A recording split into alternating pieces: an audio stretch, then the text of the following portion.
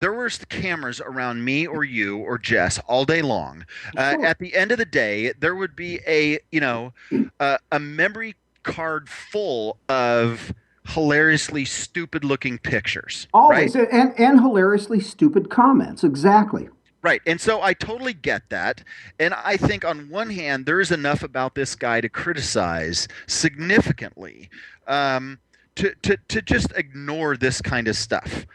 On the other hand, um, the way he positions himself and the way he treats people and the way he goes about posturing, um, the juxtaposition of these kinds of things, as you rightly point out, he's very careful to, bow to this guy and the person so I don't want to say consumed, but I'll just say it. So consumed with how he is perceived, at the same time having a an utter lack of awareness about how his actions actually are perceived, and obviously not caring about that. I mean, it's the kind of thing that if I was sitting there as a kid with my mom and I was playing with my gum, she'd whack me on the back of the head, You're right. And right? everything, yeah, as would have mine. Right. And everything So he that does. Go ahead, man. no, the other thing. Go ahead. I was going to say, no, you said the other thing. Go ahead. Oh, well, the other thing that brings up about it, same trip. What did you think about Michelle Obama showing up in Saudi without the scarf? Okay, people. I've been anticipating talking about this, and I'm glad, Michael, you brought it up. I want you to, what do you call it? Have some timestamp of this moment, because this will probably be, well, it will be the first time, and most likely be the last time I will ever say the following words. You go, girl. Michelle Obama, dude, you are exactly right. Yeah, I totally think so too. I mean, I saw this, and you know what? There's details that foreign women are not, and etc. Although people point out that when she was other places, other Muslim cultures that she's been in, she She actually has worn head coverings, she right? has, and yeah, and there are pictures as we speak online of those instances. Yeah. So here's the thing that I hope. Um, I hope she actually did it intentionally. I do hope, one of the things that just drives me nuts about the whole Saudi thing, and we've joked about that, with this, the Pentagon thing is we were going to have somebody drive over our essay contribution to the Pentagon, but the only courier was lesbian atheist, and they wouldn't allow. That was actually your joke, and it was hilarious. Right. That I saw that, and there's all this people in Saudi are all upset about it. She wasn't respectful and all that, and with the caveat that it was done intentionally. That at some point there was some kind of discussion, that there was some kind of advisor, there was some kind of anything that brought this up, and she's like, you know what? Screw that. I am gonna make a subtle statement. If that's the case, full on awesome. I hope that's the case, and we'll never know. But even if not, just the fact that you and I and others around the country, obviously, this shows up on Drudge and everywhere else, having this discussion, um, that is gold in and of itself. And the fact that it pissed off the Saudis even more so. So again, kudos to Mooch. Yep. Yeah, totally agree with you. And you know And what, Mike? I looking at the tweets. Um, my favorite one, Jennifer Smith saying, and this is an article, this has been up on IJ Review for about 5 hours, and it's doing really well. First Lady's fashion choice stirs up global controversy by defying Saudi Arabian modesty. And they have a list of tweets about it. Um, oh, Taylor. another VLR host. He got his tweet on here, which is cool. But the one that's my favorite is Michelle Obama gives zero Fs about what the Saudis wanted her to wear. There, there we go. Did you also see there? This is completely related to this, but Mooch has this. I'm not. I don't know why, just me, but the term stink face, and I saw Zip and others use it today.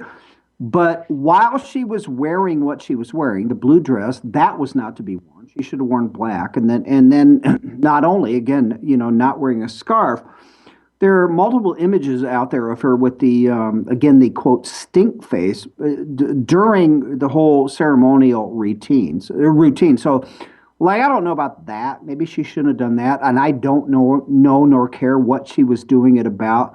But again, like I said, like time stamp it because I'll never say it again. Whatever she did and why ever she did it, I am completely on board. Yeah, totally agree, man. Yeah. Totally agree. All right. So, so where do you want to go now, man? Well, I just brought that. You do it. Go. Well, I have a shocking announcement. This is breaking news. All right. And Housem, I know you're going to be floored, but you need not be floored if you sit down. And I would recommend that to our listeners as well, both live and on the podcast later. But the report out that Hillary is 100% probably going to run for president in 2016.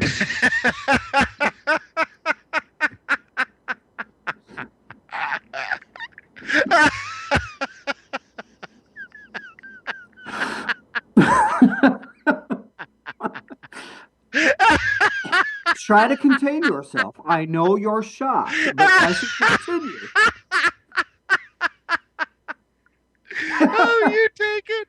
I can't breathe. All right. Here's the quote. All right. Campaign advisors say the likelihood of a campaign. Wait, hold on. Okay.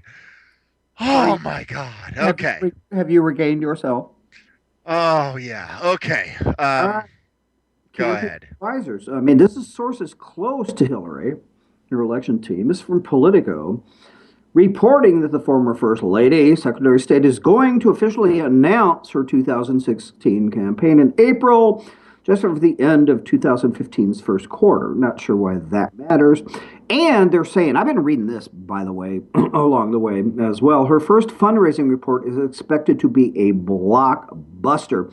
Sources also told Politico that this is a part that just cracks me up. Listen, I mean, this is equivalent to measuring for the drapes in the Oval Office already. Sources telling Politico that every major campaign position for Clinton has been filled, with the exception of communications director. Additionally, they're reporting that she's already exploring vice presidential candidates, including Colorado Senator Michael Bennet, Virginia Senator Tim Kaine, New Jersey Senator Cory Booker, Black, and Julian Castro, Hispanic, the Secretary of Housing and Urban Development. And Bill Clinton apparently is deeply involved as well. I am beside myself. I'm just completely shocked.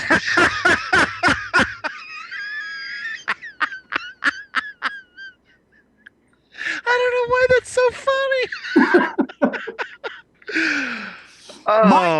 My wife is a Hillary fan out the right. She calls her Hill, okay, which like my skin crawls every time she says Hill. She even told me she doesn't care if she's wrong, okay, or what she believes about anything. She just loves Hill. So she has told me, and I've argued with her for 2 years, that Hillary is now maybe a year and a half.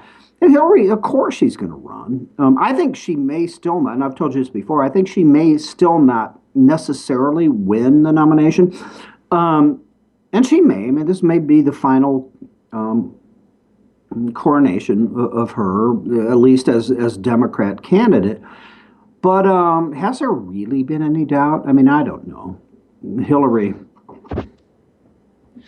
Yeah. Now I did see. Gosh, I don't know where that is. I don't know if IJR has got it up or not. That what Bill wants to be called. You see that? I read it, and I don't know if they do either. But go ahead and explain that whole thing. That's Oh, well, hilarious. you know what? Shoot, I should have pulled that thing up because I thought it was just so great. I don't know if it. I don't have the link up right now, but I've seen it a couple of places. I don't know if IJR has picked it up yet. Right, but you know what it is, right? What he wants to No, be. you please just do it. I don't want to lose control again. Well, you might. So, all right. So the whole thing is, there's always been the first lady, right? So the whole thing, were there to be, will there be in 2016, a woman president? So what the hell would we call her husband? Okay. So I mean, kind of the natural logic would suggest that okay, if a man is president, his wife is the first lady. So if a woman is president, her husband then would be the first man, right? So Clinton told someone that then he just ought to be called Adam.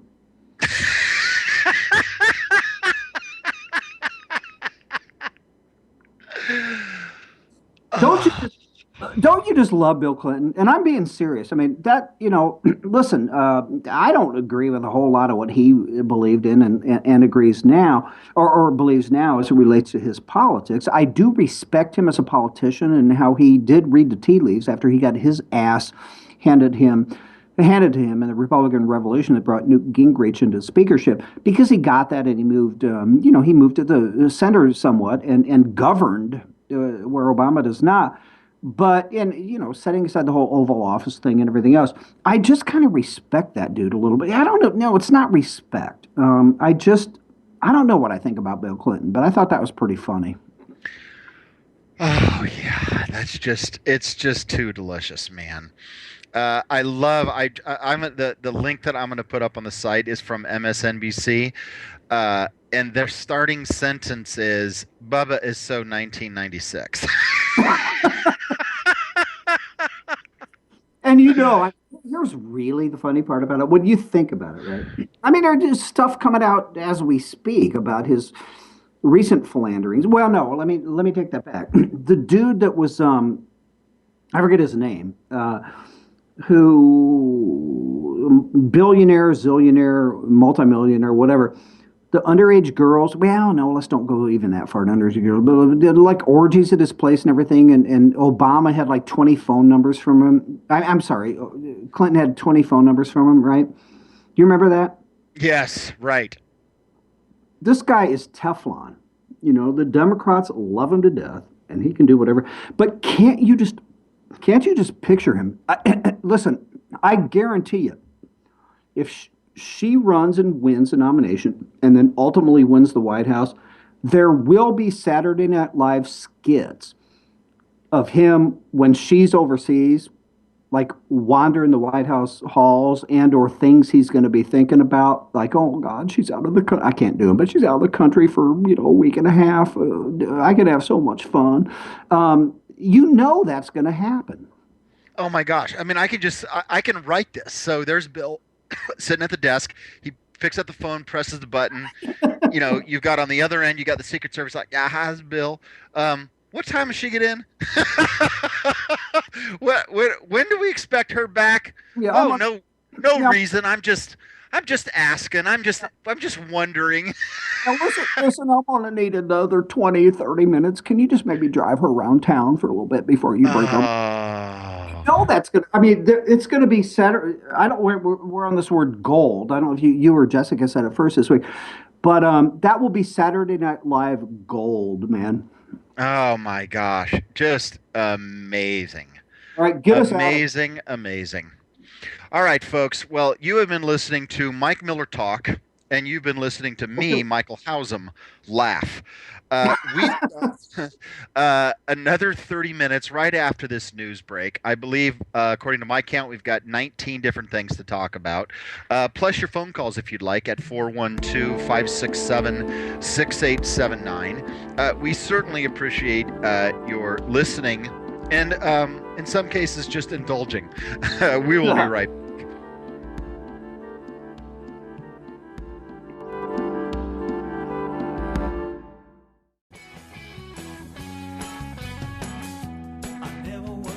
Hi, this is Taylor, and while you're listening to all the other great shows here on Vigilant Liberty Radio, be sure to check out